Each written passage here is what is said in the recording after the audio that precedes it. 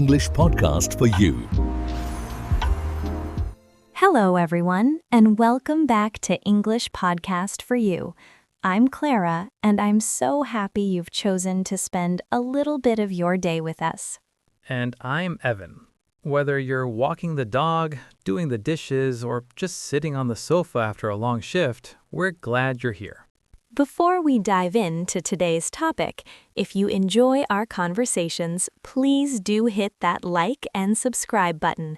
It really helps us reach more English learners around the world who might need a calm place to practice. So, Clara, let me ask you something.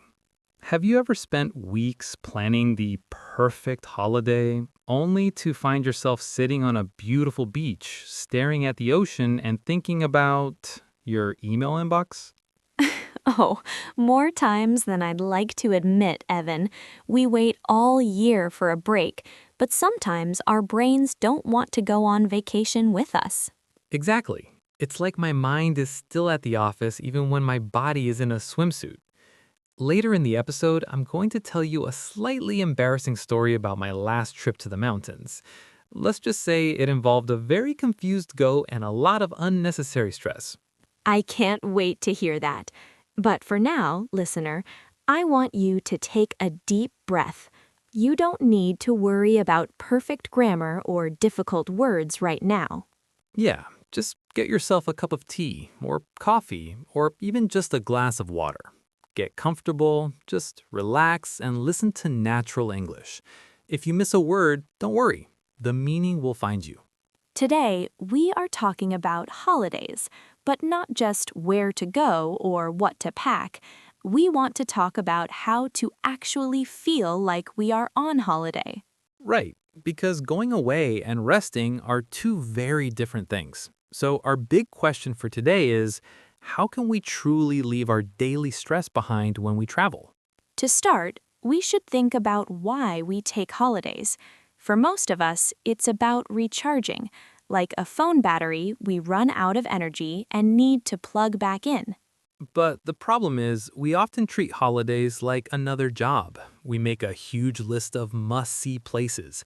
We wake up at 6 a.m. to see a museum. By the third day, I'm more tired than when I'm at work. You're right. We focus on the destination, the place, instead of the experience.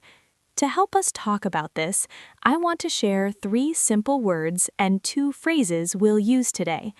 Refreshing, something that makes you feel full of energy again, like a cold drink on a hot day. Overwhelming, when there is too much of something and you feel like you can't breathe or think. Low-key, simple, relaxed, and not organized with a lot of activities. I love a low-key afternoon. That usually means me, a book, and 0 plans. And the phrases for today are to get away from it all, to go somewhere peaceful to escape your normal life, and to soak it in, to slowly enjoy the atmosphere or beauty of a place. I find that I usually try to get away from it all by driving 5 hours into the countryside, but then as soon as I arrive, I start checking social media. It's a habit, isn't it? When we act without thinking, we say we're on autopilot. Your body is in the mountains, but your thumb is still scrolling. On autopilot. That's the perfect way to describe it. I'm physically there, but I'm not really soaking it in. I'm not feeling the sun or smelling the trees. I'm just existing. This reminds me of my mountain trip last summer. I had this idea that I was going to be one with nature. I hiked for 4 hours to reach this specific peak because a travel magazine said the view was life-changing. And was it? I wouldn't know. I spent the whole time at the top trying to find the signal on my phone to upload a photo of the view. I was walking around, holding my phone up to the sky, and I actually bumped into a goat. The goat looked at me with so much judgment. It was just standing there enjoying the grass, and I was there looking for Wi-Fi. I realized the goat was better at having a holiday than I was. The goat was definitely living in the moment, Evan. It's funny, but it's also a bit sad, right? These moments feel small. checking a phone, worrying about a photo, or rushing to the next museum, but over time, they take our energy. They really do. We spend all this money and time to travel, but we bring our busy brains with us. We feel like we must be doing something every minute. If we sit still for 10 minutes, we feel guilty, like we're wasting the holiday. And that pressure to have the best time ever actually makes us enjoy it less. We're so worried about missing out on things that we miss the actual moment we are in. Let's just stay with that thought for a moment. The pressure to have the best time ever. Does this ever happen to you, listener? Think about your last trip or even your last weekend off. Were you actually there?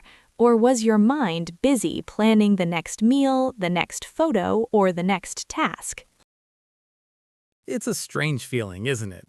We look forward to a holiday for 6 months, but when it finally arrives, we feel a bit anxious. We feel like we have to earn our rest. Sometimes I feel like if I'm not doing something productive, I'm failing at my holiday. If you've ever felt that way, just know you aren't alone. We all do it. But here's the good news. This isn't about guilt. It's not another thing to worry about. We aren't telling you that you're holidaying wrong. Exactly. This isn't a lecture. It's just an invitation. It's about realizing that we have a choice. We don't have to be perfect travelers. We don't have to see every church in Italy or every temple in Japan to have a good trip.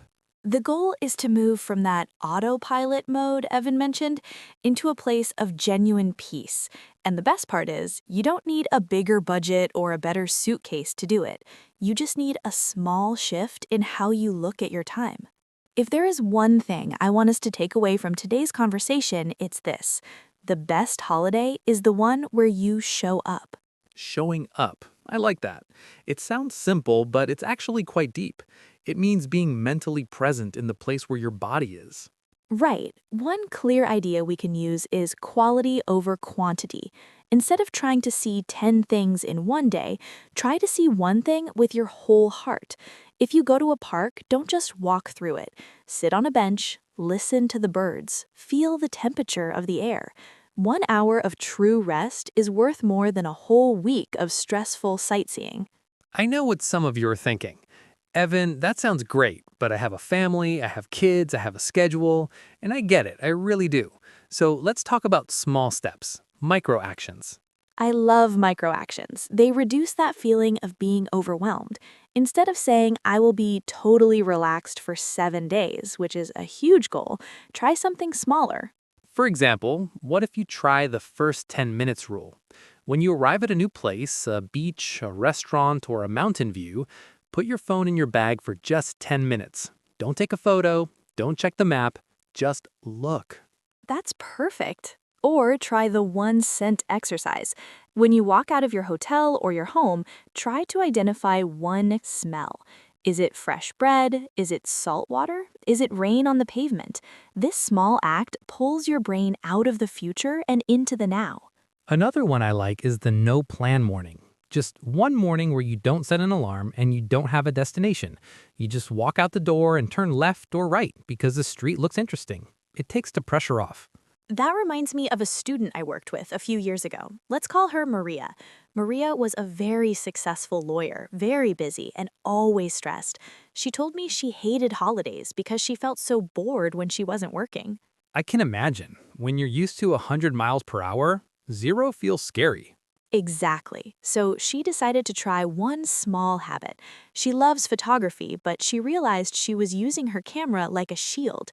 She was looking at the world through a lens instead of with her eyes. She decided that on her next trip to Portugal, she would only take 3 photos per day. Only 3. Wow, that's a big challenge in such a beautiful country.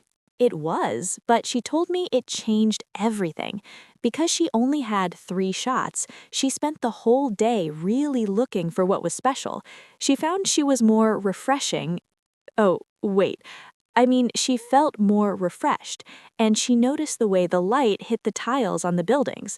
She felt calmer because she wasn't collecting memories. She was actually living them. That's a beautiful story, Clara. I think it shows that consistency matters more than motivation. You don't need to feel relaxed to start acting in a relaxed way.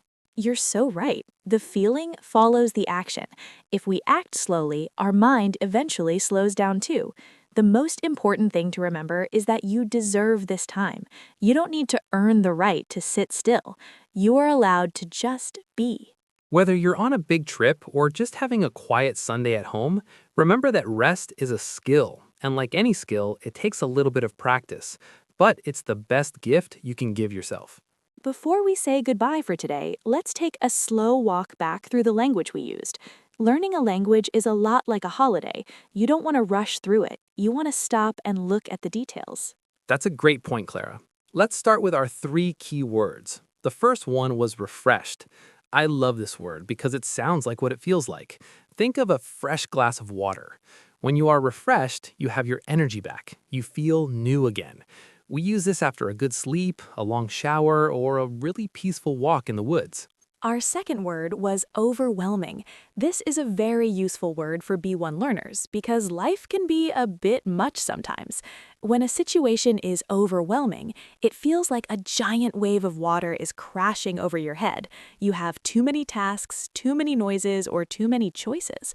If you go to a city with 10 million people and you feel a bit stressed, you can say, "This city is a bit overwhelming for me." And then there's my personal favorite, low key. This is such a common, natural word in English. If something is low key, it isn't loud or busy. It's quiet and simple. You can have a low-key birthday party with just 2 friends or a low-key weekend where you just stay at home and garden. It's the opposite of a big, stressful production. Now, let's look at those 2 phrases.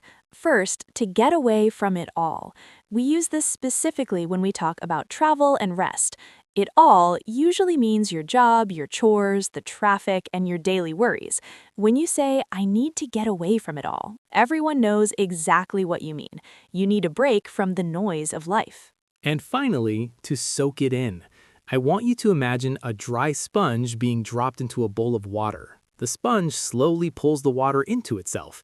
That is what you do when you soak in a moment. You aren't just looking at the view, you're feeling the wind, listening to the sounds, and letting the beauty of the place fill your mind. It's the opposite of rushing or being on autopilot.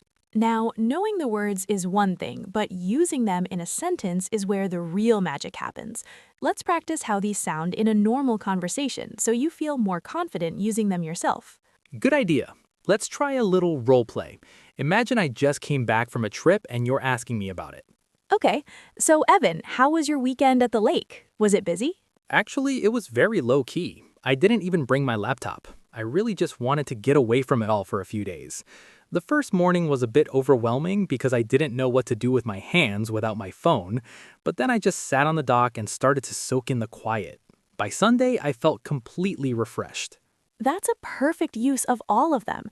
And notice, listener, how Evan used overwhelming to describe a feeling and low-key to describe the trip. Your turn, Clara. Give me an example of how a learner might use these words when talking to a friend at work. Let's see. Maybe a colleague asks you about your upcoming holiday.